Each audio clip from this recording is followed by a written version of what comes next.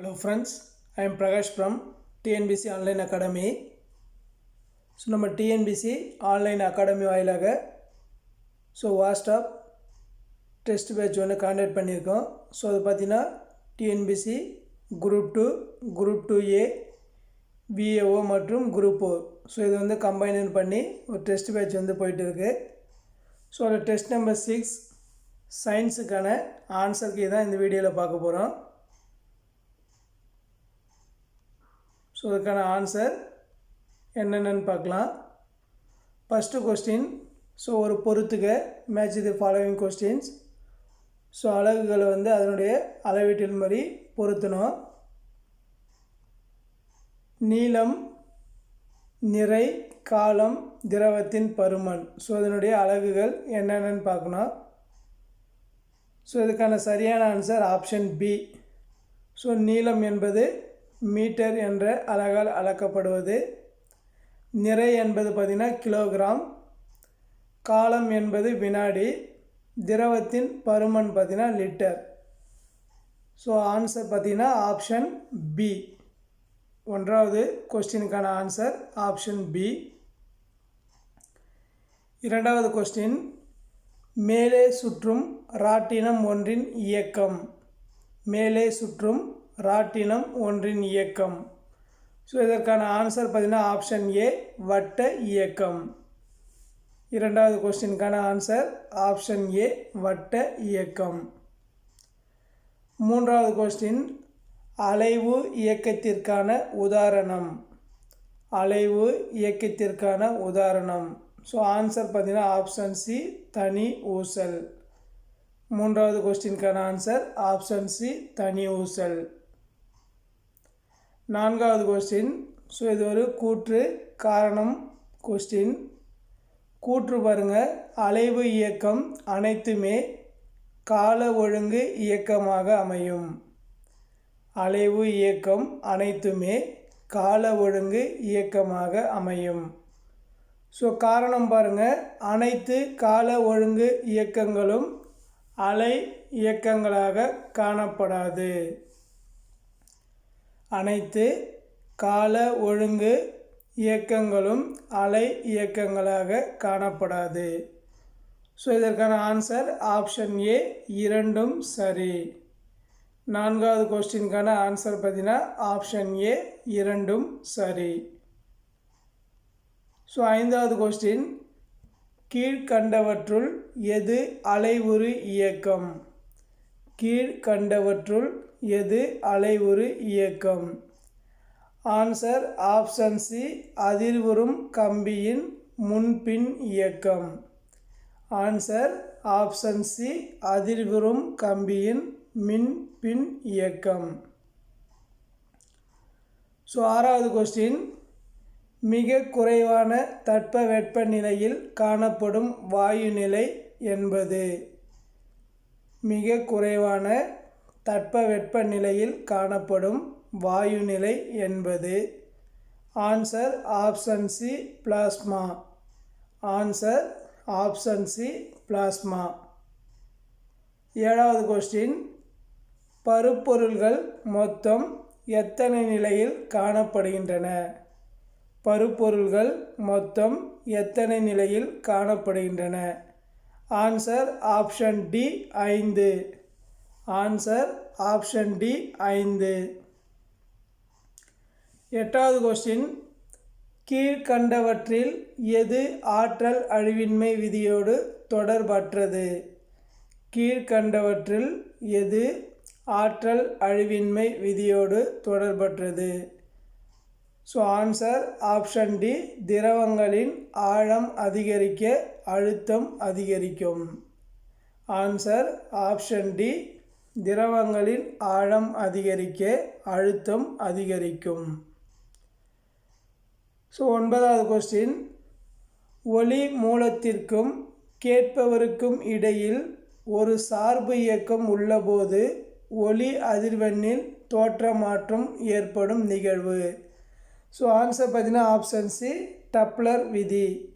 ஒளி மூலத்திற்கும் கேட்பவருக்கும் இடையில் ஒரு சார்பு இயக்கம் உள்ளபோது ஒலி அதிர்வெண்ணில் தோற்ற மாற்றம் ஏற்படும் நிகழ்வு. ஆப்ஷன் சி டப்ளர் விதி. 10வது கொஸ்டின், ஒவ்வொரு வினைக்கும் அதற்கு சமமான ஆனால் எதிர் திசையில் செயல்படும் ஒரு எதிர்வினை உண்டு. ஆன்சர் ஆப்ஷன் சி நியூட்டனின் 3ஆம் விதி.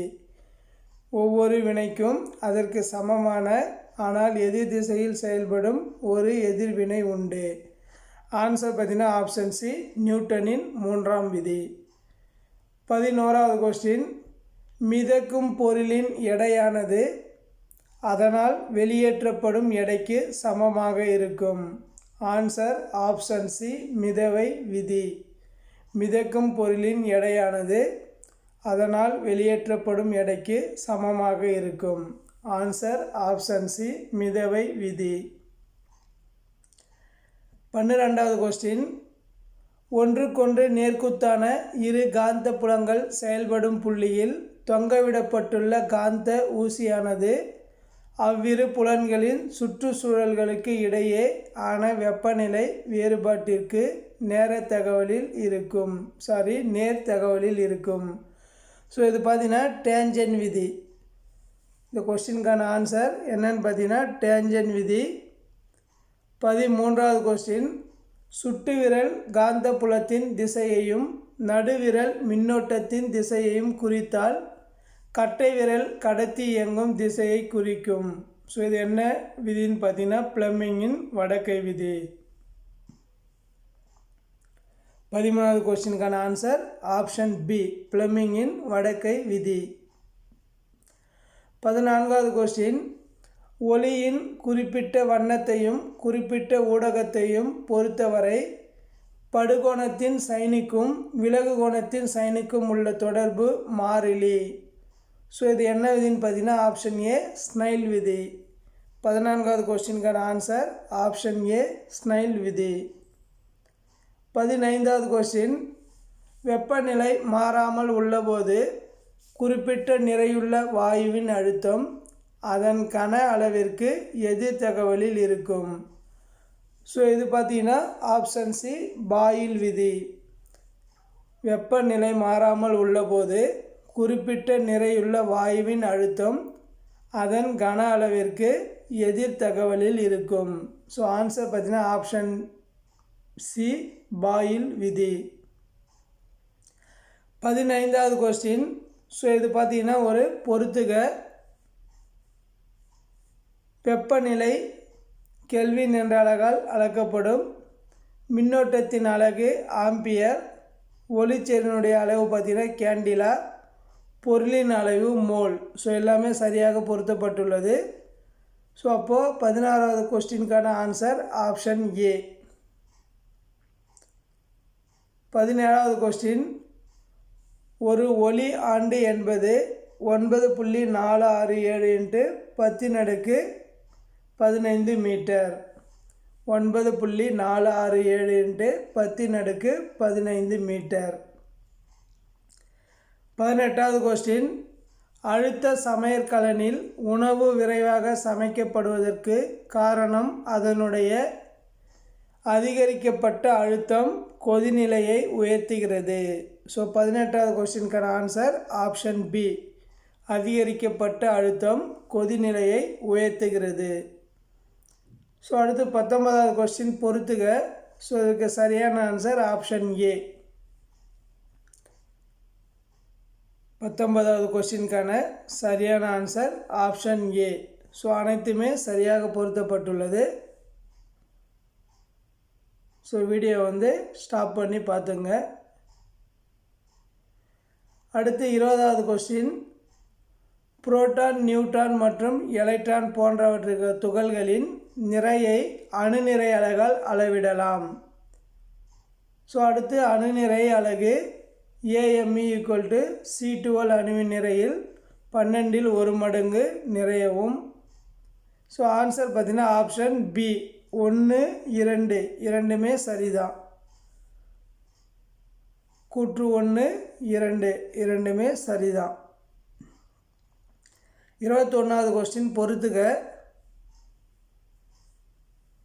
ஸோ இதுக்கான ஆன்சர் பார்த்தீங்கன்னா ஆப்ஷன் ஏ 1 2 3 4. ஸோ அனைத்துமே சரியாக பொருத்தப்பட்டுள்ளது.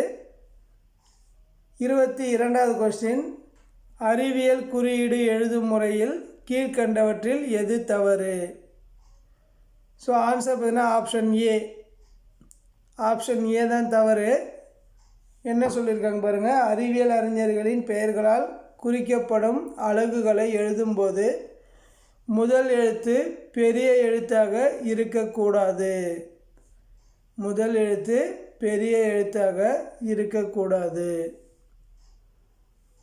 ஸோ இது தவறானது.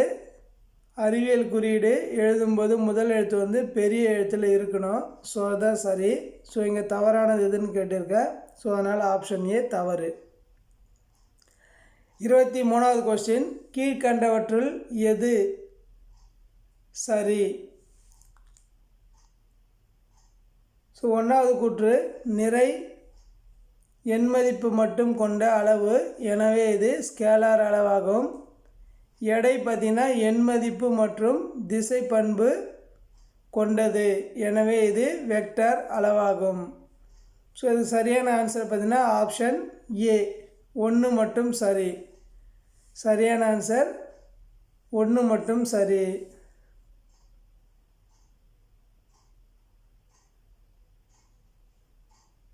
24வது கொஸ்டின், ஸோ அதுக்கு சரியான ஆன்சர் பார்த்தீங்கன்னா ஆப்ஷன் ஏ மற்றும் ஆர் இரண்டும் சரி. மேலும் ஆர் என்பது சரியான விளக்கம். ஸோ 25வது கொஸ்டின், கூற்று காரணம். கூற்று ஏ பாருங்கள், 2 வான்பொருட்களுக்கு இடையே உள்ள தொலைவு ஒளியாண்டு என்ற அலகினால் அளக்கப்படுகிறது. காரணம், ஒளியானது தொடர்ந்து ஒரு ஆண்டு செல்லக்கூடிய தொலைவு ஓர் ஒளியாண்டு எனப்படும். ஸோ இதுக்கான ஆன்சர் பார்த்தீங்கன்னா ஆப்ஷன் பி, ஏ மற்றும் ஆர் இரண்டும் சரி மற்றும் ஆர் என்பது சரியான விளக்கம். 25வது கொஸ்டினுக்கான ஆன்சர் ஆப்ஷன் பி, ஏ மற்றும் ஆர் என்பது இரண்டுமே சரி, ஆர் என்பது சரியான விளக்கம். ஸோ ஓகே ஃப்ரெண்ட்ஸ், இந்த வீடியோவில் பார்த்தீங்கன்னா test number 16 science group 2 group A test பேட்சுக்கான 25 கொஸ்டினுக்கான ஆன்சர் கீ பார்த்துருக்கோம். ஸோ நெக்ஸ்ட் வீடியோவில் 25 கொஸ்டினுக்கான ஆன்சர் கீ பார்க்கலாம். இந்த வீடியோ பிடிச்சிருந்தால் லைக் பண்ணுங்கள், உங்கள் ஃப்ரெண்ட்ஸுக்கு ஷேர் பண்ணுங்கள். என்னுடைய டிஎன்பிசி ஆன்லைன் அகாடமி ஒரு சப்ஸ்கிரைப் பண்ணுங்கள். ஸோ நான் போடுற ஆல் வீடியோஸ் உங்களுக்கு உடனுக்குடன் வந்து சேரும். ஸோ டெஸ்ட் பேட்சில் விருப்பமுள்ள நண்பர்கள் ஜாயின் பண்ணிக்கலாம். Okay, thank you friends.